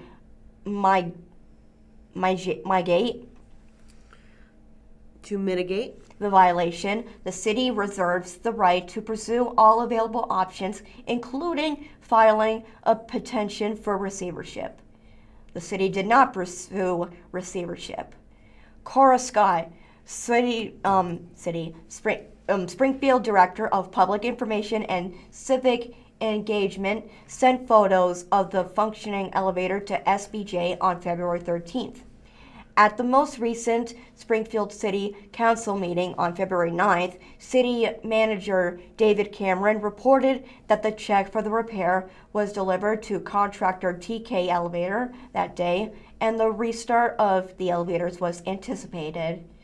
The contractor was owed by the payment by Jenny Lind, owner Millennia, and was awaiting payment in full to restore service. As Section 8 housing, the property is subsidized through the U.S. Department of Housing and Urban Development. Members of the public made frequent statements during public comment periods at Springfield City Council meetings throughout the elevator crisis. On February 12th of 2024, multiple members of tenants' rights organization Springfield Tenants Unite spoke up to raise the alarm about the conditions at Jenny Lind Hall, according to a past SBJ reporting. Stun members pointed out that both elevators in the 6-story building had been out of commission for a sustained period of time, leaving residents stranded.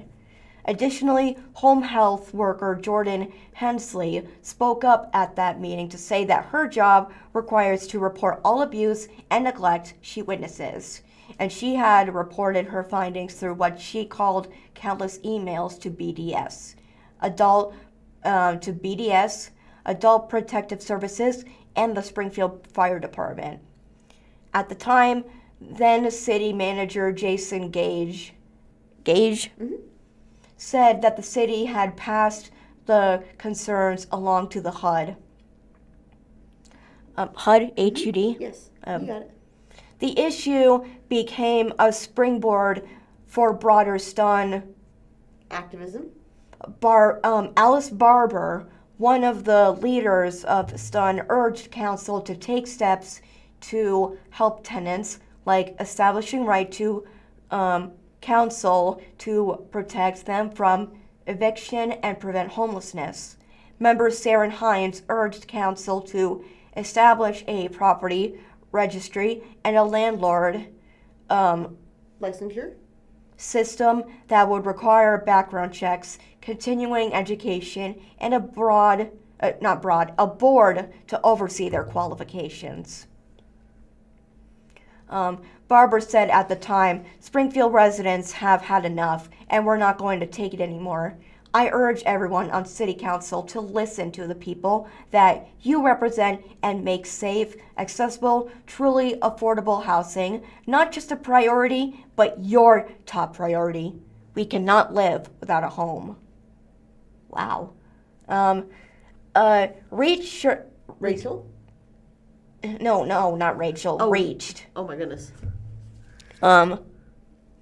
Reached today, Stun Board President Rex, Yabonze I indicated his organization would continue to monitor the Jenny Lind Hall situation and advocate for its residents, and he added that the non-functional elevators were not the only problems faced by residents. He said, while working on one elevator alleviates some stress for the tenants, they still have severe issues with the flooring, poor heat quality, and pests. flooding. Oh, and severe issues with flooding too. Our city council must be more assertive in developing faster, streamlined processes to rectify the list of issues that Jenny Lind tenants continue to face. We also hope this sets a Precedent. for a citywide rental inspection program and future landlord accountability.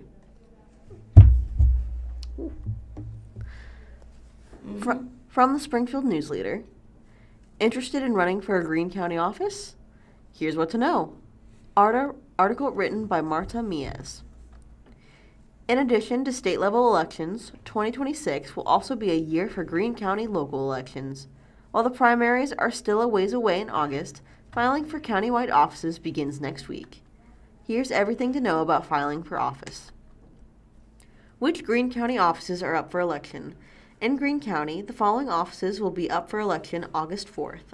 Auditor, Collector of Revenue, Circuit Clerk, County Clerk, Presiding Commissioner, Prosecuting Attorney, and Recorder of Deeds. All of these offices have a 4-year term. Several positions will also be open for Greene County Republican and Democratic Central Committees. For each ward and township, both committees also have a committee woman and a committee man position. These are 2-year positions. The role of the committee is to support the candidates running under the party in this area, whether through campaigning or helping facilitate events. Both committees also have regular meetings throughout the year. There is a photo of Parkview High School polling location, Tuesday, April 8th, 2025. Who remembers using those types of folders during a test? Madison, they can't see them. Oh, I mean, you can see. I can, but it's not about us, remember? We're not. Yeah, go ahead. As Madison was pointing out, there are trifold folders to separate each individual voting location. There Yes. is 9 in the photo in total. And I was saying that I used those back in school, minus the vote Yes. part. Lene Giuseppe, chair of the Greene County Democratic Central Committee, said at a news conference Tuesday, February 17th, the committee has 20 seats set up for election in the upcoming election. She said Greene County has the most committee roles in the state because of the way it's divided up. Danette Proctor, chair of the Greene County Republican Central Committee, said there will be 19 races open for the primary, though the committee has 30 openings.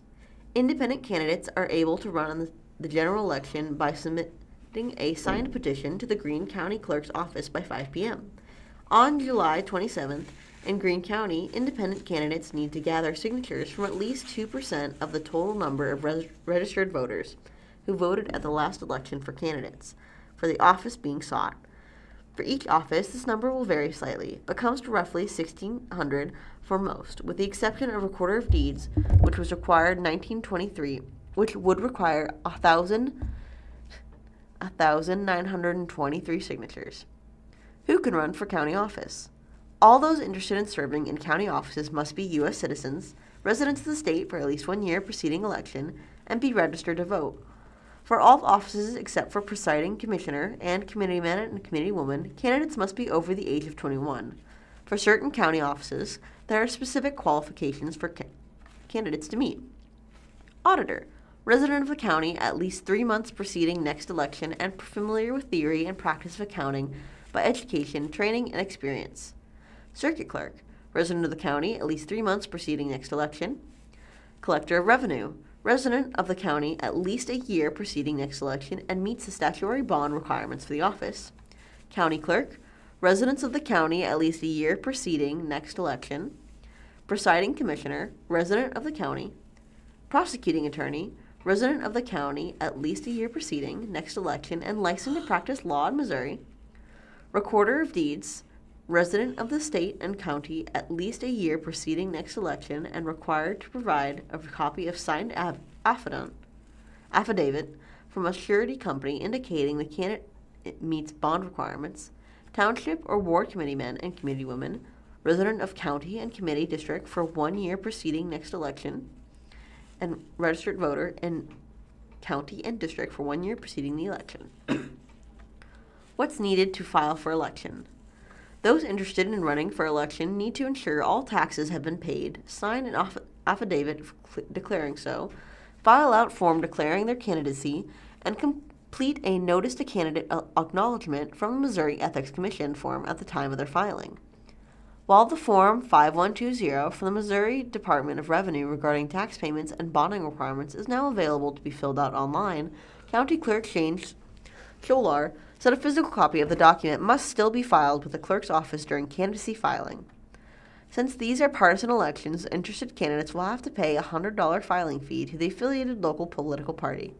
Filing fees may be waived by filing a declaration of inability to pay and a petition endorsing the filer's candidacy.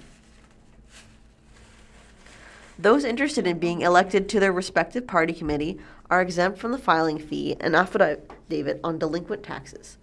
Committee persons do have to submit a Greene County acknowledgement of committee persons form, however. Where to file as a candidate. Filing for Greene County offices and committee members will open on Tuesday, February 24th at 8 a.m. Candidates have until 5 p.m. on March 31st to file to run in the races. Candidate filing will be conducted in the Greene County Clerk's office at the Greene County Historic Courthouse at 940 North Boneville Avenue in room 113. Where to find more information? A candidate filing guide can be found in the county clerk's office or online at vote.greenecountymo.gov. That is the end of that article. You already read this article. I already did. Mm-hmm. Hang on. Do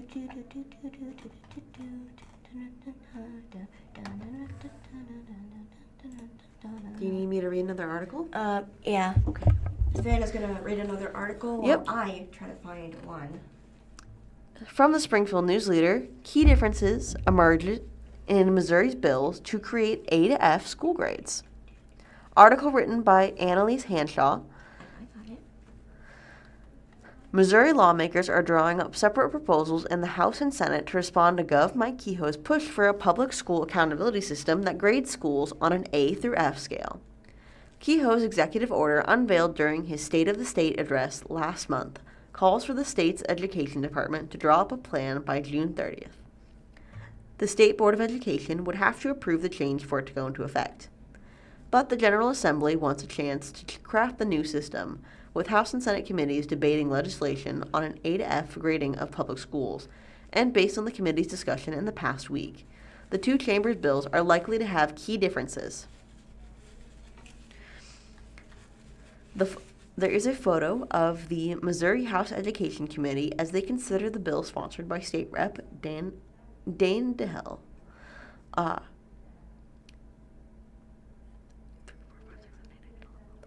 There are 14 people sitting in a room as they consider 14 people who are part of this committee as they consider this bill.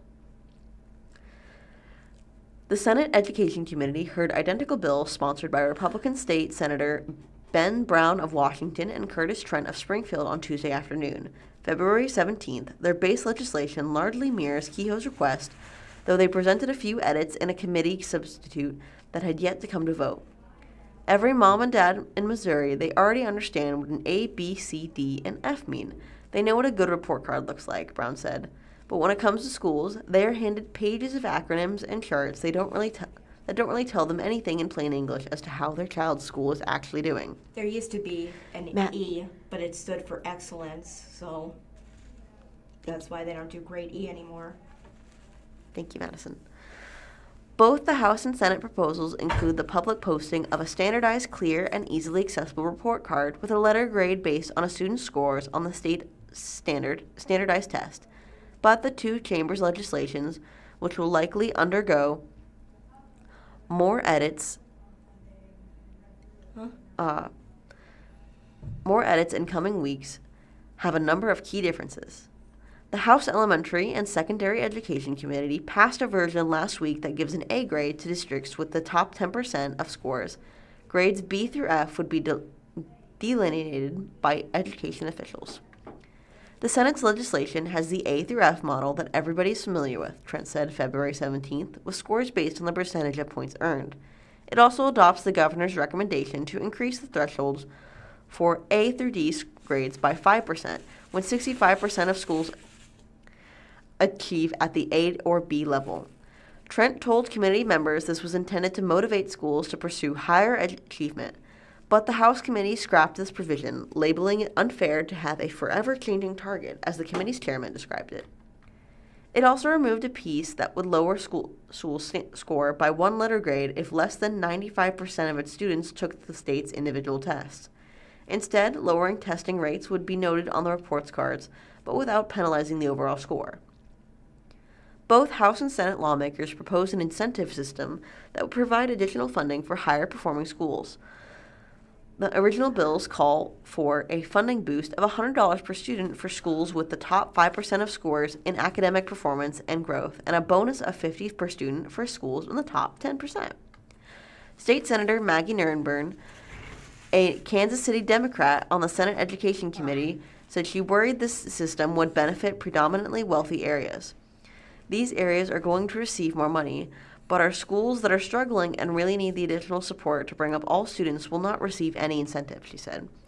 Trent said he viewed the incentives as a nice bonus, but was willing to cut the program if the financial incentive structure is a distraction from the core of the bill. The House kept the idea of incentives, but gave the responsibility to the state's education department to determine award amounts and criteria. The bill directs officials to give bonuses to districts based on academic growth, student improvement over multiple years, improvement among historically undeserved groups, career readiness, and literacy. Public testimony on the legislation has been mixed, with some parents and advocacy organizations saying the report cards would be easier to understand than the state's existing accountability systems. Groups representing public educators, though, say it puts too much emphasis on standardized testing. Mike Harris, lobbyist for the Missouri State Teachers Association, acknowledged that the state's current accountability system has its issues. However, he added, our adopted resolutions clearly post systems that rely on high-stakes, test-driven measures that do not include local input. There's a tissue. I know. It's okay. Let's focus on the article. I got it. Can you scroll down to see when this was posted? The top, please. The date. Okay. February awesome. of this year. Awesome. Yeah, I got it.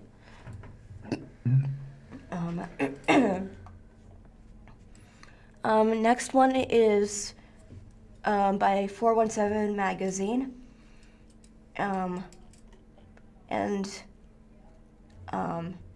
Let's see, this is a huge one. Do you want to read the title for it? For outdoors, these are some must-do activities for spring in the Ozarks. From bird watching to floating the Buffalo River, we've written up your spring Itinerary for Springfield and Southwest Missouri. This is by Katie Pollock Esses. and additional reporting by Jamie Thomas. This was updated in February of this year, and it says, it's easy today, and when spring is blooming in southwest Missouri, flowers are blooming, birds are singing, allergies are raging, and nobody quite knows what to wear from one day to the next as the temperatures can still be more than a bit unpredictable. One thing we can predict is the variety of things to do in and around Springfield in spring. As the days grow longer, you've got plenty of opportunities to embrace the blooming flowers and, mostly, milder temperatures by venturing outdoors for picnics in the park, leisurely strolls through the botanical gardens, or hikes along scenic trails. Check out our calendar for new springtime events to add your own or sign up for Datebook for weekly updates.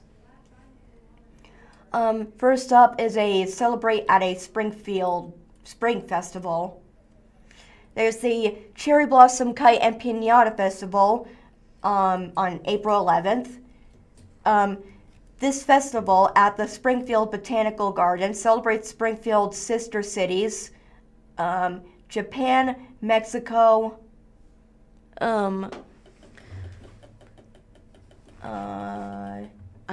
You're covering it, Madison. Isayasaki and Tlaquepanak. And the arrival of spring. Utopia's Club Ozarks Spring Market on April 4th. In celebration of spring, there will be fashions, boutiques, florals, unique handcrafted items for Easter and Mother's Day, artisan, foods, and home decorations. Earth Day Festival is on April 25th. Celebrate Earth Day at Jordan Valley's Park Plastic-Free Sustainability Festival. For a fun pre-festival activity, participants can enjoy a bike ride that begins and ends at the gates of the festival from 9 a.m. to noon. The Missouri Cherry Blossom Festival, coming in at April 23rd to April 25. This beloved and history-rich festival in Marshfield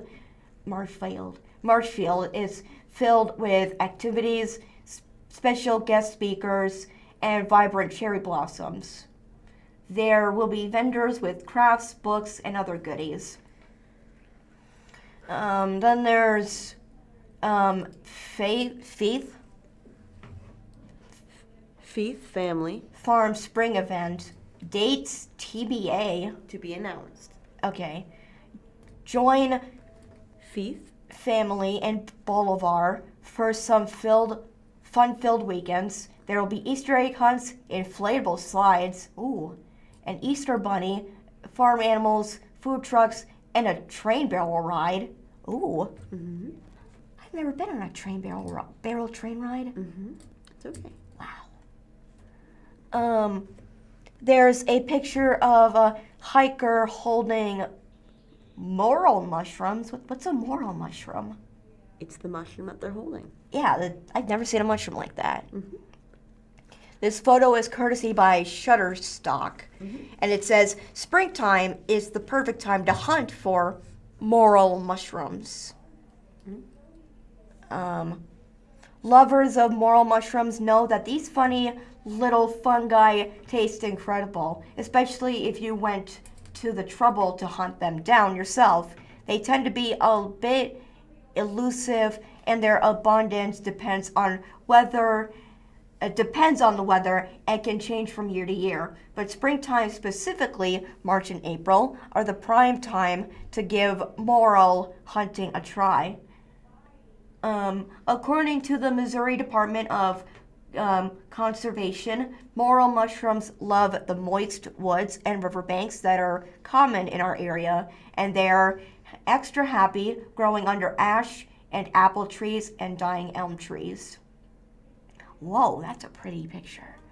This picture is an aerial / bird's point of view from Of a forest and a creek. Yes. Oh, this photo is by Jeff Rose, and it says, "Spring is also the perfect time to float the Buffalo National River in Arkansas, Missouri." Ooh, that is really pretty. Would you like to continue reading? Yeah, I got it. Float the Buffalo National River. The best time of year to float the Buffalo National River is, like I said, in the spring, when rainfall has been plentiful enough just to keep the water at just the right level for a stellar float. We like to go in May when the weather has warmed up, but April might even be better. There are no river crowds in April, so you'll have the place all to yourself. Just make sure you go before June, where you'll run the risk of a river that's too dry to fully enjoy.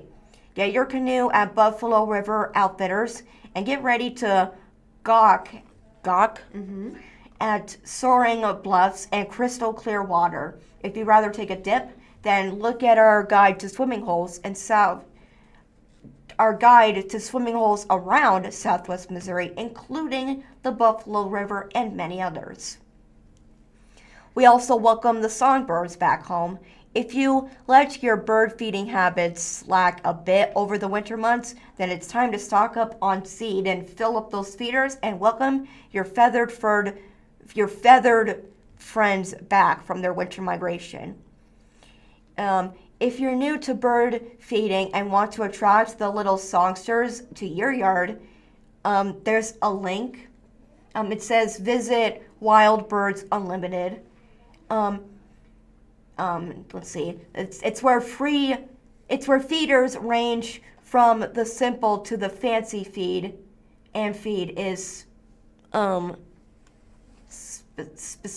specially formulated to attract just the birds you want. There's now a picture of someone riding a bike across a field. There's like sunflowers. There's a couple of clouds in the sky. It's like a abandoned field. Not abandoned, but it's like An open wild field.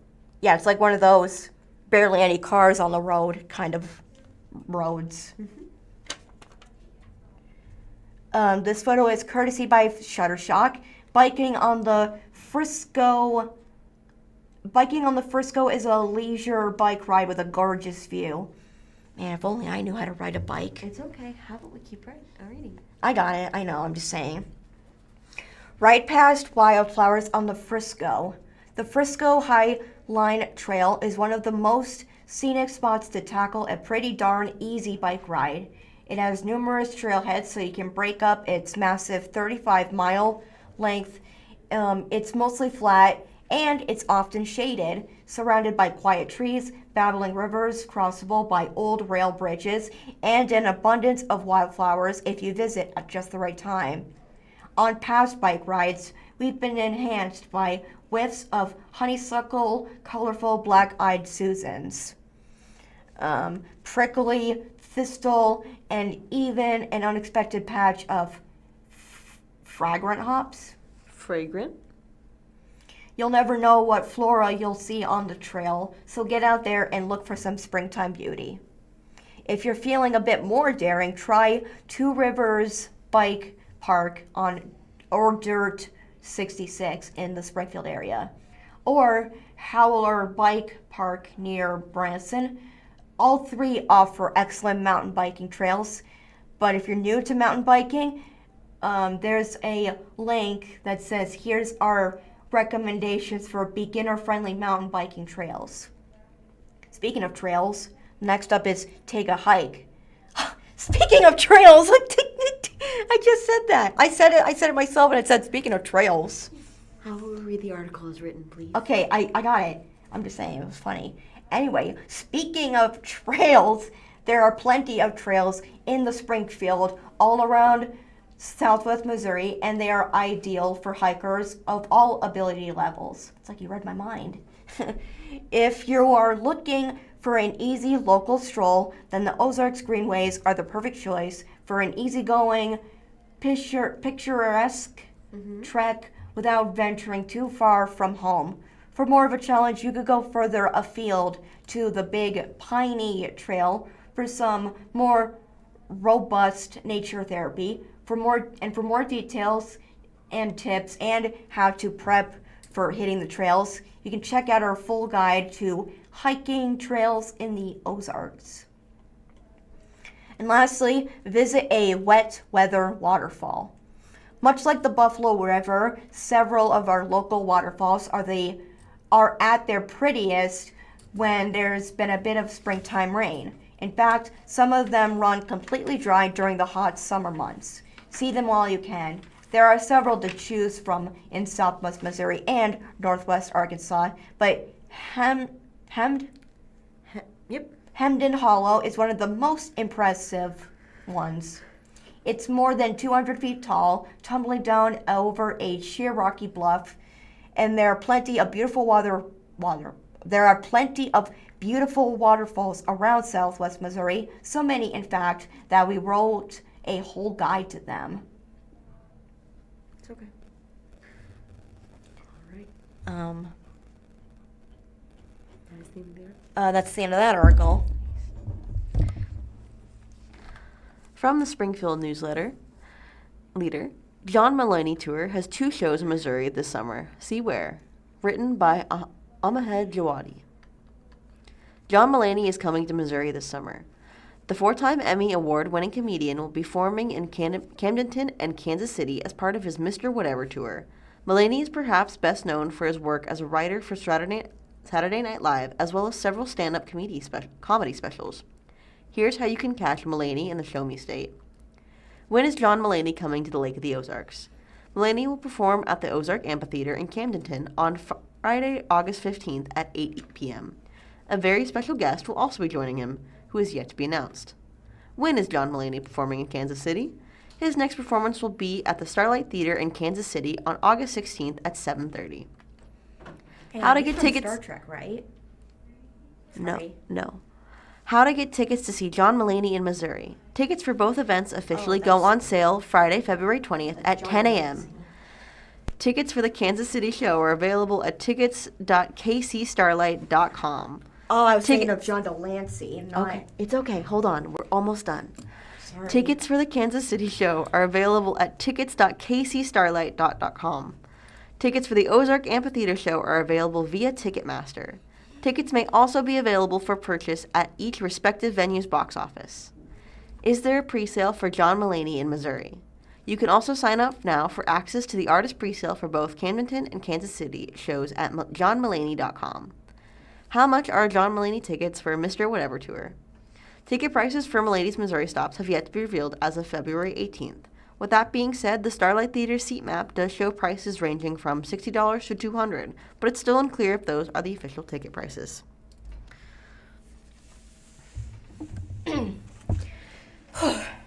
Well, thank you for listening to the Blind Community Thrift Store radio reading service.